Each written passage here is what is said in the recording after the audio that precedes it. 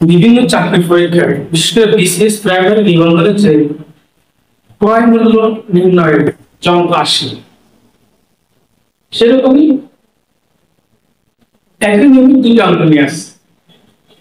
তাহলে দুটি পার্সেন্টেজ থাকলে আমরা ক্রয় মূল্য নির্ণয় করবো। বলতেছে একটি মোটর সাইকেল 12% প্রতিতে বিক্রয় করা হলো, যদি বিক্রয় মূল্য 1200 টাকা বেশি হয় তাহলে 8% লাভ।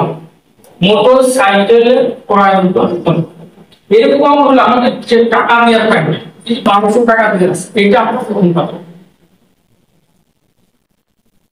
1200। আর আমার শেষে কি ক্রয় মূল্য চাইলে চল বন্ধ করে 100 টাকা গুণ 100 টাকা গুণ, আর এই নিচে হবে পার্সেন্টেজ আছে।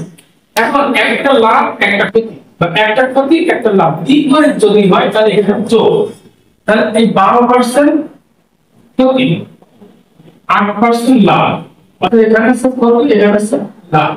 তাহলে নিচে যোগ হবে বিপরীত যোগ, 12 যোগ 8 12 যোগ 8 সমান সমান 20। এখানে দেখা যায় 12 যোগ 8 সমান 20। কাটাকাটি করব 0 0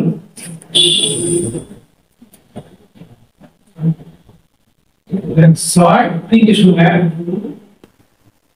এই 60 গুণ 100, তাহলে হোস্টেলের ক্রয় মূল্য 6000।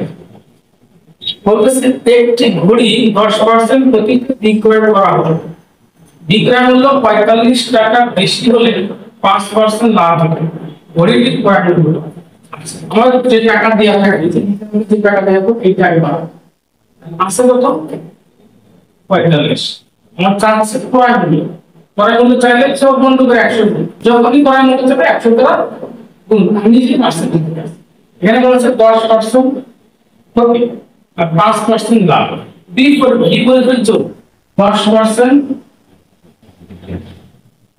ওকে 5% লাভ লাভ ক্ষতি লাভ এরকম বিপরীত থাকলে যোগ যোগ হয় 45।